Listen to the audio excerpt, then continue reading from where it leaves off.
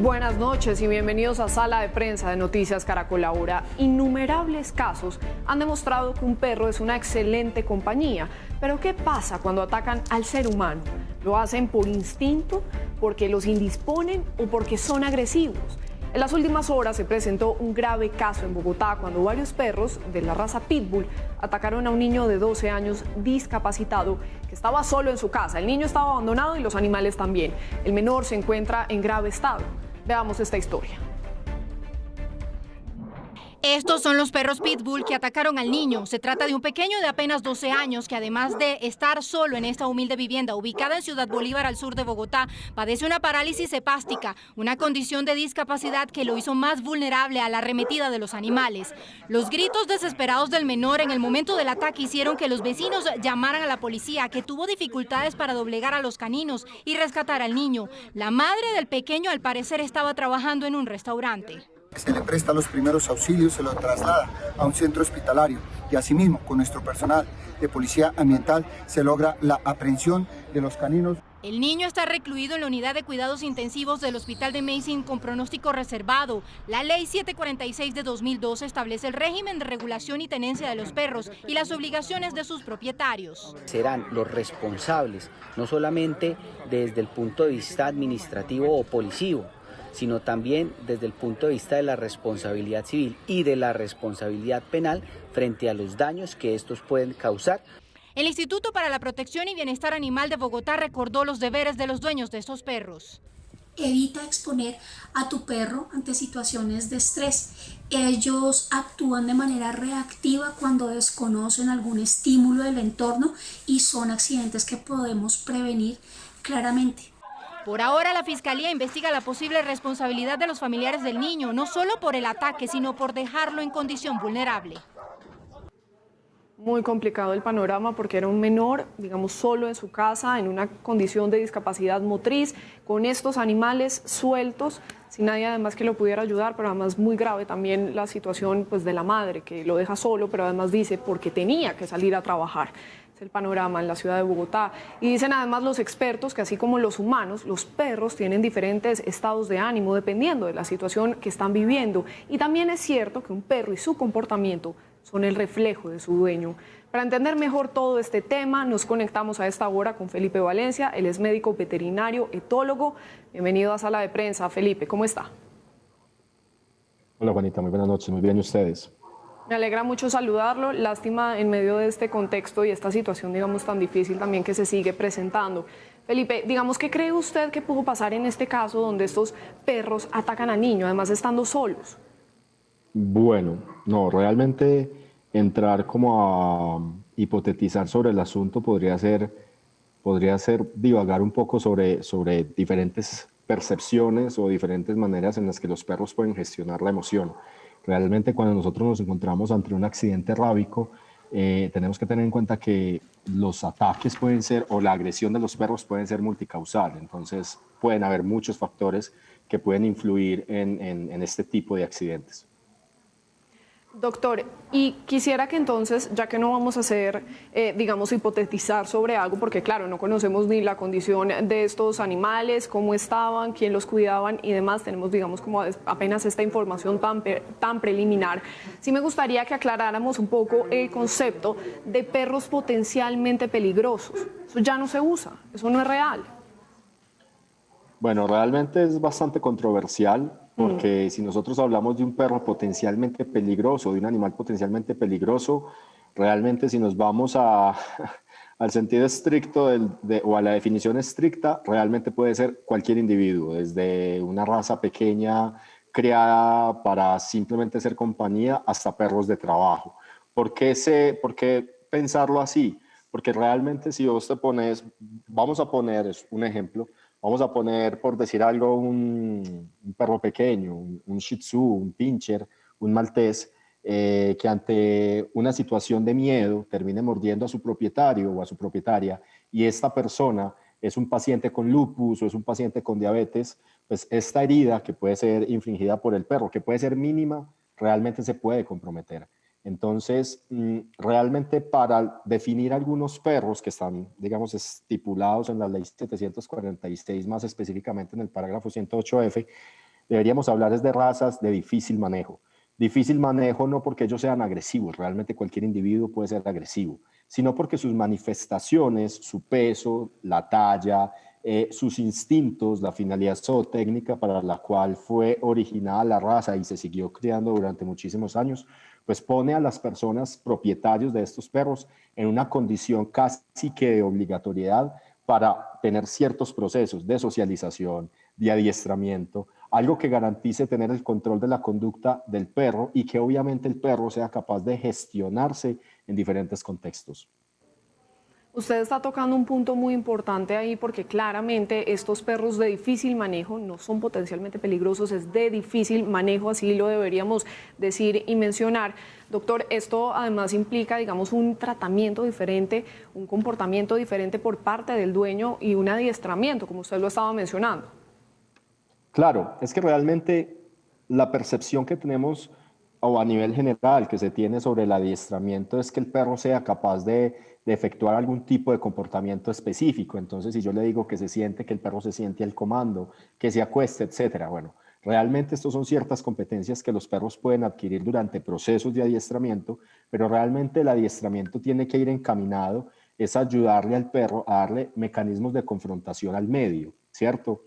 Realmente este caso es controversial porque digamos que los medios han definido que los perros son de la raza Pitbull. Si nosotros nos vamos a la finalidad zootécnica del Pitbull y a la selección del mismo, te vas a dar cuenta que históricamente, aunque tenemos en los últimos años un aumento en el reporte de accidentes rábicos, precisamente por esta raza o mix de esta raza, vamos a ver que en su crianza, en su génesis como tal, el pitbull no podía ser agresivo con humanos. Y de hecho hay reportes de que hay algunos autores que les llaman los nanny dogs porque su finalidad principal no era ni siquiera la cacería o la pelea, sino cuidar niños. Claro, incluso conozco muchos casos, tengo amigos que tienen esta raza en su casa y pues esta situación nunca se ha presentado. Entonces, ¿cuáles serían, doctor, digamos, esas señales para detectar si el animal necesita un entrenamiento adicional? Bueno, realmente el adiestramiento siempre va a estar, digamos, es una herramienta casi que necesaria para cualquier individuo. Como digo, no es que se siente, es que el perro sea capaz de verse en una situación y de resolver esa situación acorde pues como a unos parámetros de convivencia, ¿cierto? Realmente hay que tener en cuenta que con cualquier perro y más con estos perros de difícil manejo tenemos que prestar especial atención a los procesos de socialización. Tenemos que entender que la conducta se ve influida por mecanismos genéticos. Desafortunadamente, componentes de agresividad, de miedo y ansiedad son altamente heredables a la descendencia y de esta misma manera ansiedad y miedo pueden derivar en agresión. Entonces, si tenemos parentales, si tenemos algún criador, si conocemos algún criador que sus parentales tienen algunos de estos rasgos, pues no deberían ser animales que se utilicen para la reproducción. Y en el caso contrario, podemos tener parentales superestables, pero si nosotros en esas primeras fases de crecimiento o de evolución del cachorro, en el periodo pues famoso que denominan periodo sensible de socialización, no nutrimos el cerebro del perro a diferentes situaciones, a positivizar lo que en principio el perro puede asumir como negativo, el ambiente también puede repercutir directamente en el comportamiento final de un individuo y envolverse en este tipo de situaciones. Claro, estas situaciones como las que nos obligan a estar, digamos, analizando este tema hoy aquí en sala de prensa. Doctor, y por ejemplo, en el caso que tenga un difícil comportamiento, que no responda, digamos, a estas conductas, que tenga una conducta difícil, ¿qué se debe hacer ahí? ¿Qué deben hacer los dueños? Bueno, primero que todo, tener en cuenta que según la literatura, desafortunadamente los componentes agresivos que pueda manifestar un perro o la agresión en los perros no tiene cura, tiene mecanismos de control, o sea, el propietario tiene que saber controlar la conducta de su perro. Normalmente los perros, como mencionaba antes, pueden gestionar la emoción de una manera diferente acorde a su historial de aprendizaje y a partir de ahí generar este tipo de comportamientos. Si nosotros somos capaces de anticiparnos y empezamos a presentarle a ellos las situaciones en una menor intensidad que ellos sean capaces de gestionar, no se pongan de una manera emocional, sino cognitiva, y ellos empiezan a responder, pues se les va dando solución. Desafortunadamente, dentro de los componentes agresivos, nosotros tenemos un componente que se denomina agresividad predatoria, que normalmente va dirigido a lo que ellos puedan percibir como presa. Estoy hablando de cualquier raza, no estoy estigmatizando ni definiendo específicamente al pitbull, estoy hablando de cualquier raza como cánido. Cualquier perro que tenga una agresividad predatoria puede ser candidato a eutanasia. ¿Por qué? Porque se puede ver precisamente que ellos pueden empezar a cazar ratoncitos, pajaritos, pero esta conducta rápidamente escala a cazar llantas de bicicleta, a perseguir motos, a perseguir carros, y posteriormente niños que pueden correr, personas que puedan correr. Entonces, este tipo de manifestación agresiva, al ser tan evolutiva, a nivel de cerebro, puede generar en el perro unos niveles de serotonina, de placer tan altos, que el perro puede que no se comporte de manera cognitiva y simplemente responda ante un impulso y tengamos cosas que lamentar. Entonces, realmente no es una decisión que se deba tomar a priori, la eutanasia como tal no es una decisión que se deba tomar a priori, entendiendo también que posiblemente si un individuo es candidato a eutanasia también tiene que ver mucho la responsabilidad del propietario sobre esto, pero no se puede desconocer que un perro potencialmente lesivo, que como digo ya es diferente a potencialmente peligroso, nos puede poner en aprietos, y si el perro no es capaz de gestionar, no está digamos bajo el control de un propietario disciplinado en el trabajo y bajo la compañía de un especialista, pues termina siendo un riesgo para la salud pública. Claro, porque cuando uno también ve algunos programas sobre este tema, cuando uno, digamos, escucha a varios de los expertos que son, digamos, saben mucho sobre el tema de adiestramiento canino, dice que muchas veces cuando se termina recurriendo al sacrificio de estos animales es porque se ha llegado demasiado tarde para poderlos ayudar. Ya es irreversible el cambio, pero para hacer esa precisión, doctor Felipe, cuando un perro es agresivo, digamos, sí con un buen tratamiento puede cambiar su conducta si es a tiempo. Bueno, esa pregunta realmente es bastante interesante, porque nosotros tenemos que entender que una modificación de conducta, según los autores, se reporta o se puede lograr en el doble del tiempo que el perro lleva reproduciendo este comportamiento. Entonces, si nosotros tenemos un perro que ha sido agresivo o que ha empezado a manifestar agresividad hace 3 meses, lo normal es que si se sabe encaminar el proceso de modificación conductual bajo cualquier terapia, o obviamente la más acorde para el individuo, pues como mínimo tendríamos que estar trabajando 6 meses. Obviamente esto se puede ver modificado circunstancialmente y acorde pues a, como digo, al profesional, a el trabajo y a la disciplina que se tenga. Pero sí, el historial de aprendizaje puede hacer que el perro entre en algo que llamamos fuerza del hábito. Me explico. Vamos a hacer de cuenta, no lo pongamos en términos de agresividad, vamos a anticiparnos a una época del año que es la Navidad. Vamos a hacer de cuenta que durante 3, 4 años nuestros perros le han tenido miedo a las detonaciones de la pirotecnia, y querer modificar eso en un solo mes es imposible. Lo normal es que ante cualquier detonación el perro pueda generalizarla y pueda comportarse de manera pues, típica ante el miedo. Lo mismo pasa para la agresión. Si el perro es un perro que es normalmente miedoso, su característica es el miedo, y él mismo ha generado su aprendizaje en que cada que necesita diluir una situación que lo pone a él en aprietos, que su cerebro entra en estado de emergencia, él inmediatamente sabe que su mecanismo automático es gruñir, ladrar o pues atacar, ¿cierto? Y poner ese perro, que en ese momento está emocional, ponerlo a que sea un poco más cognitivo, puede tardar el tiempo. Y eso tiene que ver mucho con el trabajo. Y además en este contexto, digamos, no se habla de razas peligrosas, sino de dueños peligrosos, porque al final son los dueños también el reflejo de estos animales, ¿no? Claro. Hay un dicho coloquial que dice que uno no extraña lo que no conoce, pero si tu perro normalmente está acostumbrado a malos tratos, a no socializar, él entiende también que ese es su estilo de vida y de la misma manera responde. Entonces un perro que toda la vida se ha acostumbrado a ser brusco, pedirle de buenas a primeras, que de un momento a otro, que sea un perro dócil, tranquilo, para nada brusco, pues es muy complejo. Entonces es cierto, muchas veces los perros, aunque no de manera verbal, sí de manera corporal y en sus acciones, manifiestan lo que ha sido todo su ambiente. Y para la siguiente pregunta, doctor Felipe, me gustaría que tratáramos como de detallar un poco más este tema y pues me gustaría saber cuáles son esas razas que son consideradas de difícil manejo. Según lo que entiendo y a lo largo, digamos, de esta conversación ha quedado claro que eso puede ser cualquier animal, cualquier perro. Sí, sí, sí, sí. Realmente, pues puede ser. Obviamente, con esto no busco generar pánico, pues colectivo. No, Cero. pues, Tenemos, sí, tenemos un historial y creo que todas nuestras familias tienen perros pero y sin hemos duda. crecido toda la vida con perros, ¿cierto? Sin embargo, sí tenemos que tener en cuenta, como mencionaba al principio, que hay algunas razas que se han criado, que su finalidad zootécnica era para un trabajo específico. Ese trabajo específico hacía que el perro tuviese que tener no solo una fortaleza física, sino una fortaleza mental, a tal punto de que tenemos perros que son capaces de meterse en una cueva estrecha, oscura, profunda, a cazar, voy a poner un ejemplo, un tejón que en su territorio se va a defender y por lo tanto le va a infligir daño a este perro, y este perro tiene que saber pasar de ese daño, de ese dolor y cumplir para lo que fue criado, ¿cierto? Entonces, cuando nosotros hablamos de razas potencialmente peligrosas, no solo tenemos que tener en cuenta la talla y el peso, no es el mismo daño el que te puede hacer un perro de 5 kilos a un perro de 15 o de más de 15 kilos, sino también su fortaleza mental.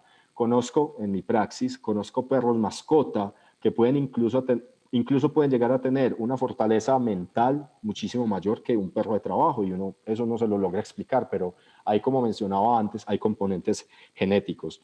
Entonces, dentro de la ley 746, en el parágrafo 108F, pues tenemos razas como el Pitbull, Fila Brasilero, Tosa Inu, el Doberman, el Rottweiler, y en realidad son 11 razas y sus cruces. Claro, y no se trata, como lo estábamos mencionando, de generar pánico, pero en la medida en que más hablemos de esto, pues más conciencia se genera, más entendimiento por parte de los dueños y pues, digamos, como esta mentalidad colectiva alrededor de los animales. Doctor Felipe, ¿se están cumpliendo las normas del Código de Policía frente a estas razas? Uno ve muchas veces que los dueños sacan a estos animales sin bozal, por ejemplo. Si vamos a hablar desde la acción de la policía, he tenido la oportunidad de ver que ellos realmente intentan cumplir con la labor, pero como lo acabas de mencionar, eso tiene que ver mucho con la responsabilidad del propietario. Hay propietarios que realmente no son conscientes. Simplemente, a ver, es muy difícil porque cuando nosotros vamos a tocar el tema de nuestro perro, tenemos que ser conscientes que el perro está incluido dentro de una familia nuclear y por lo tanto el cariño y el aprecio que se le tiene es altísimo.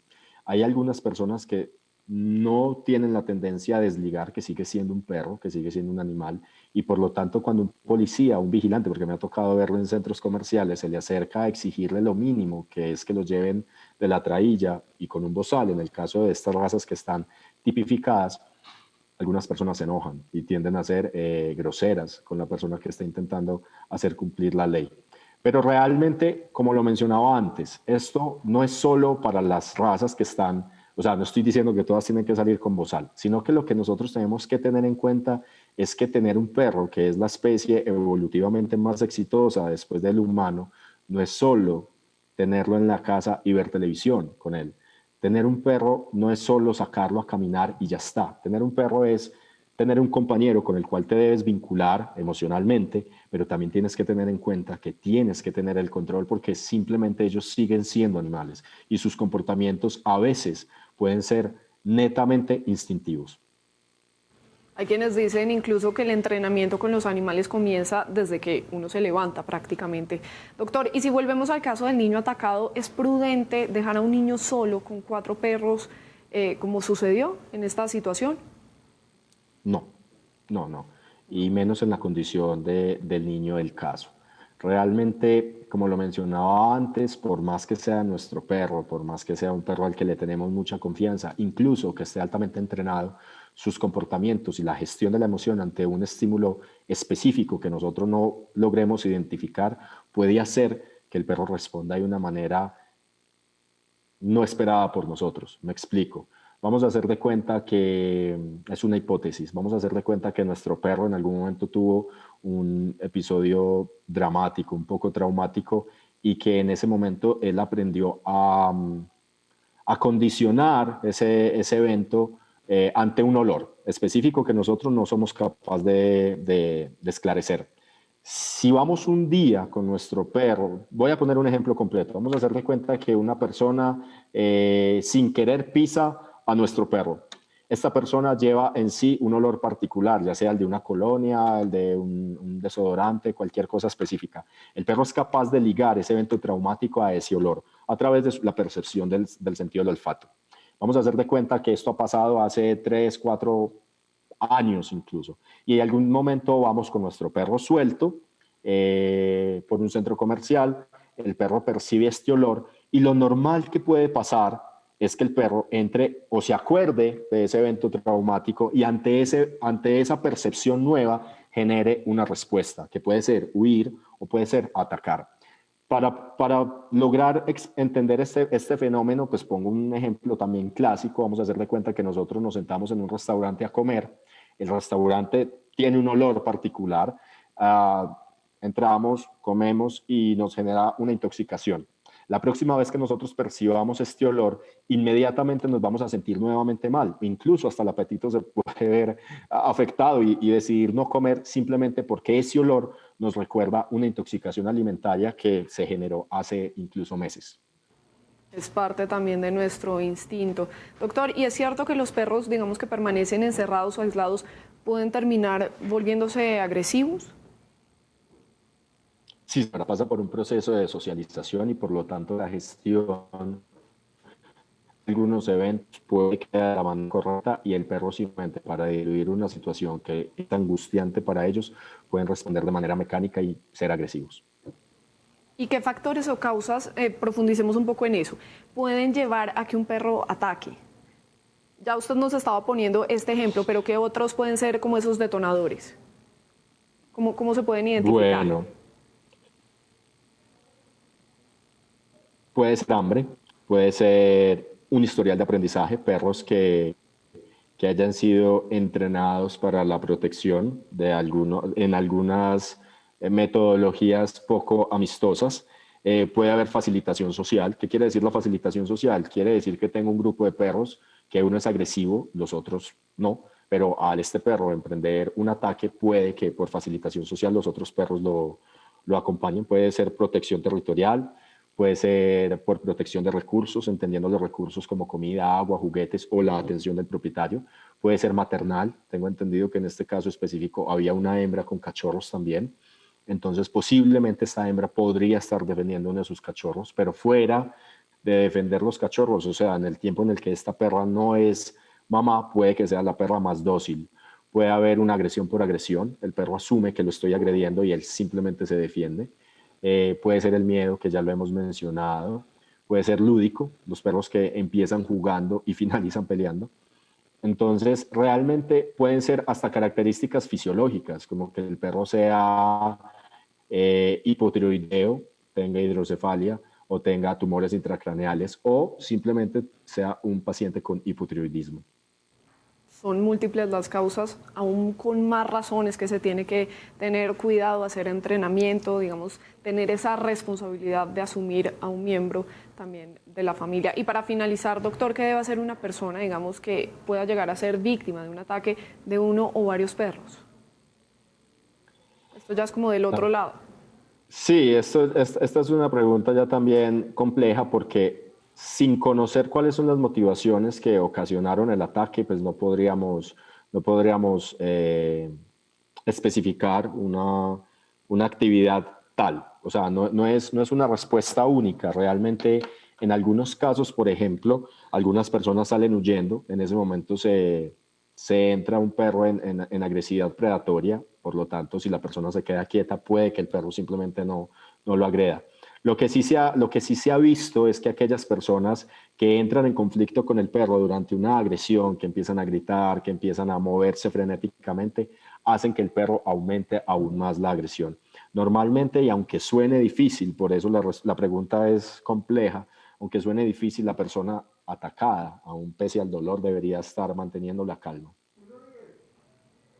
Importante también saberlo. Y bueno, es el análisis entonces, como lo veníamos diciendo a lo largo de esta conversación, de esta charla, no hay razas potencialmente peligrosas, de hecho son de difícil manejo. Lo que sí hay son dueños peligrosos que no saben controlar y educar a sus animales, que no han entendido, digamos, la responsabilidad que esto requiere. Y esto además en medio pues, de un tema tan duro, tan desgarrador, tiene que servir de lección y de conciencia sobre el manejo que le damos a nuestros animales. Esperamos además también que este menor herido pueda recuperarse pronto. Es el doctor Felipe Valencia, médico veterinario, etólogo. Muchas gracias por su tiempo, por todas estas recomendaciones, por abrirnos un poco más la mente, doctor.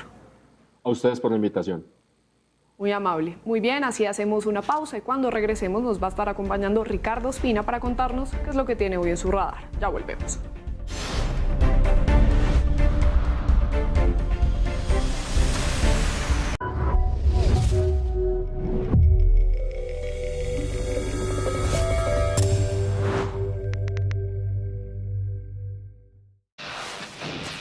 Noticias Caracol ahora. Conéctate con el mundo. Estamos ahora y a todas horas. Unidos nos conectamos. Noticias Caracol ahora.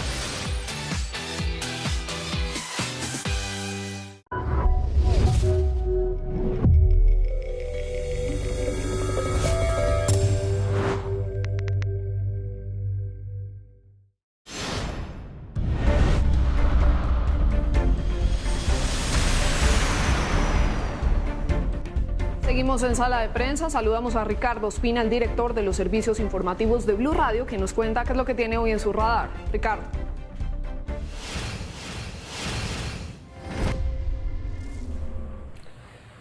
Hola, buenas noches. Comenzando esta Semana Santa, entra en el radar aquí en sala de prensa en Noticias Caracol ahora la muy complicada situación para más de 5.000 campesinos venezolanos y también colombianos que han sido desplazados desde el fronterizo estado Apure en Venezuela hacia Colombia, particularmente hacia la zona de Arauquita, hacia la ciudad de Arauca, capital del departamento, y hacia otras zonas a través del río Arauca, luego de que hace más de una semana comenzaran unos enfrentamientos muy cruentos entre el ejército de ese país y las disidencias del Frente Décimo de las FARC, especialmente en la región de El Nula, en la zona de El Orza y en la zona de La Victoria. Todo ello a muy pocos metros de la frontera con Colombia.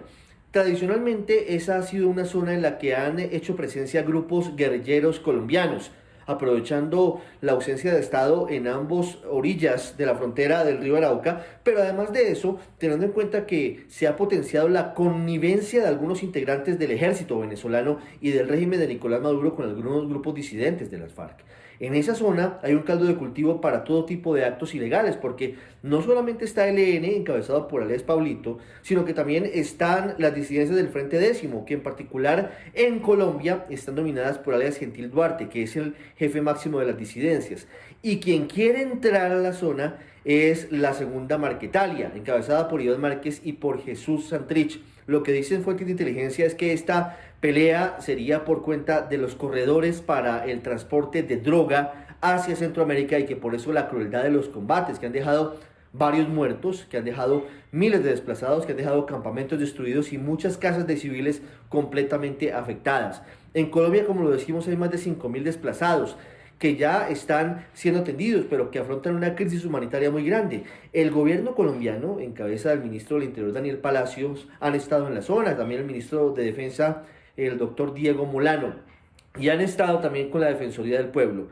Dice Colombia que su trabajo es meramente humanitario, descartan cualquier tipo de eventual confrontación bélica con Venezuela, aunque eso sí, señalan que desde el Palacio de Miraflores se está favoreciendo algunas disidencias en detrimento de otras. Todo lo que piden los habitantes de la frontera es vivir en paz.